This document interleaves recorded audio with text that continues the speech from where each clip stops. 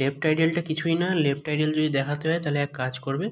যে এখান থেকে একটা এলিমেন্ট পিক করো, এখান থেকে একটা, এখানে তো অলরেডি আর আছে, অ্যানিলেটারের মধ্যে আর আছে।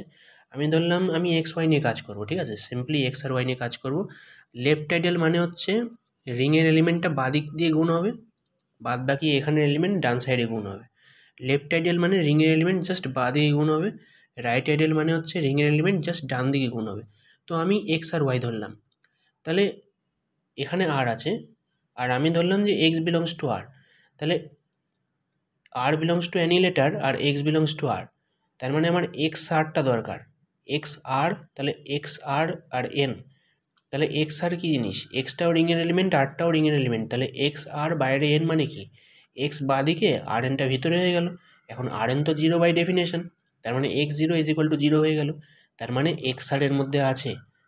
Annihilator of N in R এর মধ্যে এক্স আছে, সরি এক্স আর আছে,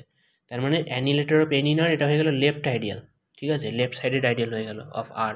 রাইট সাইডেড দেখাতে পারবে, সাপোজ করো ওয়াই বিলংস টু আর, আর এখানে মনে করো এস বিলংস টু আর, ঠিক আছে, যদি S belongs to annihilator of N in R, যদি এর মধ্যে এস থাকে তাহলে এস এন জিরো হয়ে যাবে for all N belongs to N, আর ওটাই ওয়াই আছে, তাহলে এস ওয়াই কি এর মধ্যে থাকবে, এস ওয়াই বাইরে এন, এস ওয়াই বাইরে এন কত হবে, তাহলে এস ওয়াই বাইরে এন, তাই তো, এস ওয়াই বাইরে এন, তার মানে এস ওয়াই বাইরে এন মানে মডিউল থিওরির অপারেশন অনুযায়ী যেহেতু এমটা লেফট আর মডিউল, তাহলে এস আর ওয়াই দুটোই তো রিংয়ের এলিমেন্ট না, তাহলে দুটো রিংয়ের এলিমেন্ট, আর এখানে এন সাব মডিউল মানে মডিউল বটে, তাহলে এস ওয়াই বাইরে এন মানে এস বাদিকে হয়ে যাবে, আর এনটা ব্র্যাকেটের মধ্যে হয়ে যাবে। এবার আর এনটা কি জিরো হবে, সরি এস ওয়াই এন না,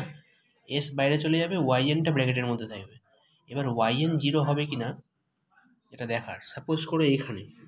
এখানে এই এক্সাম্পলটার মাধ্যমে বলি, এরা কি করেছে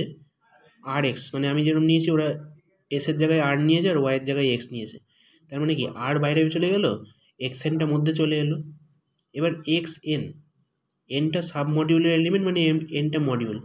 এক্সটা কোথায় রিংয়ের এলিমেন্ট, তাহলে by the definition of module এই এক্স এনটা কোথায় থাকবে, ওই এনে থাকবে, মানে সাব মডিউলে থাকবে মানে সাব মডিউলে থাকবে,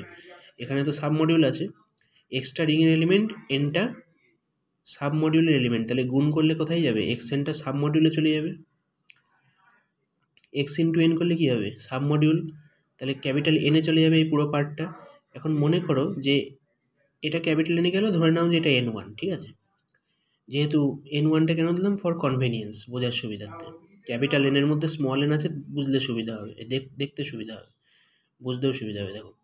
তাহলে এক্সট্রা রিংয়ের এলিমেন্ট এনটা যে সাব মডিউল এলিমেন্ট, তাহলে গুণ করলে সাব মডিউল এলিমেন্ট হয়ে যাবে, মানে এনে চলে যাবে, সাপোজ এটা এন ওয়ান, তাহলে আর এন ওয়ান রিংয়ের element into sub module element, তার মানে বাই ডেফিনেশন কী হবে, জিরো হয়ে যাবে। তাহলে আর এন ওয়ান এখানে কি আর এন জিরো, তার মানে এখানে কী হবে R N one is equal to zero, তাহলে এখানে হয়ে গেল জিরো।